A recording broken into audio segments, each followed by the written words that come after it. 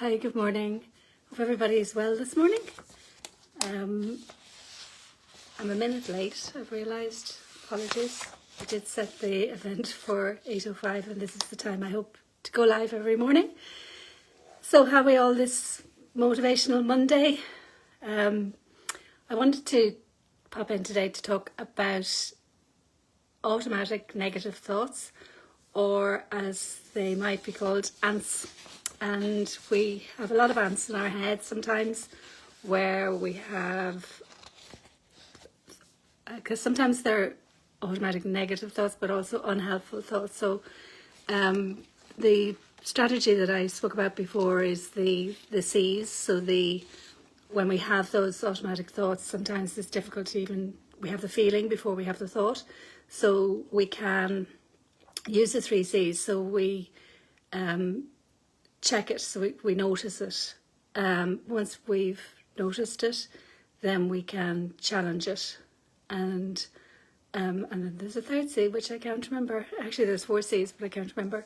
So it's just that piece about making sure that we capture the thoughts, and then we recognise whether or not they are a fact or our opinion, and then we challenge it. So it's actually catch it, check it, challenge it. Those are the 3 C's. With the challenging of our thoughts, good morning, I'm not sure who that is. With the challenging of the thoughts, I printed an article that I thought might be of interest around, and perhaps with Halloween and our frightening thoughts, I thought it might be worth just digging a little bit deeper, and I won't keep you very long, but just to talk about the types of thoughts, of fearful thoughts that we might have. So there's a gentleman, it is a gentleman because I think his name is Carl, yes, so Dr. Carl Albrecht. He talks about the different types of fears. So the first one he talks about is fear of extinction. So he calls the types of triggers in this might be heights or the dark, things that we are frightened of in terms of extinction. So something bad will happen. The next one he talks about, if I can get my pages right, is, apologies, where is that? Getting all my pages here. Oh yes, the loss of autonomy. So the fear of being restricted, confined or trapped. And he puts this fear as being restricted, enveloped, overwhelmed or smothered or otherwise controlled by circumstances beyond our control. So when it's a physical fear, it's called claustrophobia, but our fear of being restricted or unable to take care of ourselves or our relationships. So types of triggers include commitment, aging, situations where we feel helpless or powerless, for example in work when your boss asks you to do something you don't want to do and it leaves you feeling trapped and helpless. So the next one is separation, abandonment or rejection.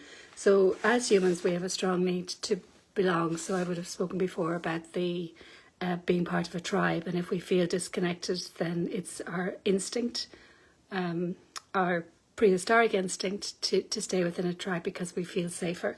So from this perspective, what he's saying is that types of triggers in this, so it's a loss of connectedness, not wanted, respected or valued by somebody else.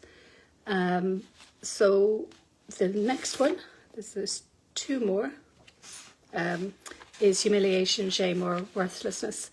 So he calls this type of fear an ego fear. We all need to feel loved, worthy of loved and valued, and shame can be an excruciating feeling, something many of us will go to great lengths to avoid. Triggers might include, am I on the right page?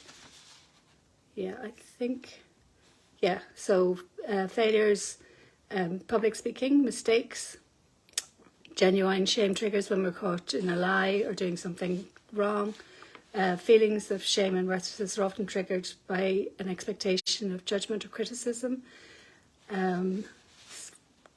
Depending on how sensitised we are, debilitating shame can be triggered by seemingly small things like forgetting to send a birthday card, being told we're selfish, or burning the dinner. Not sure. But anyway, it certainly would be something that would help a lot for me. So, okay, and just finally, an interesting fact. Did you know that agoraphobia is not a fear of open spaces? It's commonly believed it's actually a fear people avoid places that may cause them to panic. Essentially, avoid situations that leave them feeling trapped, helpless, or embarrassed.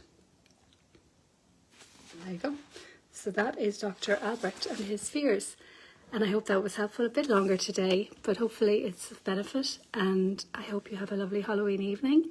And good to see you all. Thanks for listening. Bye for now.